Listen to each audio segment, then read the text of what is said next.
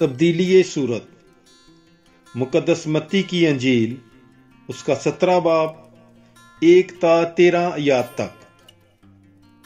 اور 6 دن کے بعد یسوع پطرس اور یعقوب اور اس کے بھائی یوحنا کو ساتھ لے کر انہیں ایک اونچے پہاڑ پر الگ لے گیا، اور ان کے سامنے اس کی صورت بدل گئی، اور اس کا چہرہ سورج کی مانند چمکا، اور اس کی پوشاک نور کی مانند سفید ہو گئی۔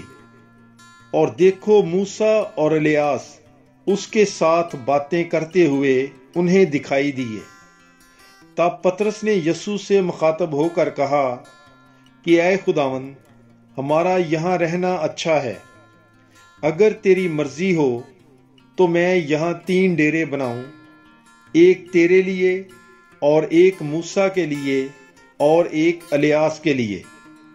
وہ یہ کہہ ہی رہا تھا کہ دیکھو، ایک نورانی بادل نے ان پر سایہ کر لیا، اور دیکھو، اس بادل میں سے ایک آواز آئی کہ یہ میرا بیٹا ہے المحبوب، جس سے میں خوش ہوں، اس کی سنو۔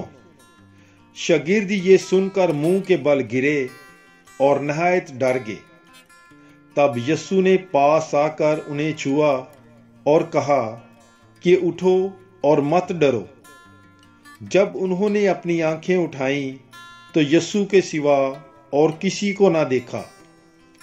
جب وہ پہاڑ سے اتر رہے تھے تو یسوع نے انہیں حکم دیا اور کہا کہ جب تک ابن انسان مردوں میں سے نہ جی اٹھے، اس رویا کا ذکر کسی سے نہ کرنا۔ اور شاگردوں نے اس سے سوال کر کے کہا کہ پھر فقی کیوں کہتے ہیں کہ الیاس کا پہلے آنا ضرور ہے؟ اس نے جواب میں کہا کہ الیاس البتہ آئے گا اور سب کچھ بحال کرے گا، مگر میں تم سے کہتا ہوں کہ الیاس تو آ چکا، لیکن انہوں نے اسے نہیں پہچانا، بلکہ جو چاہا اس کے ساتھ کیا۔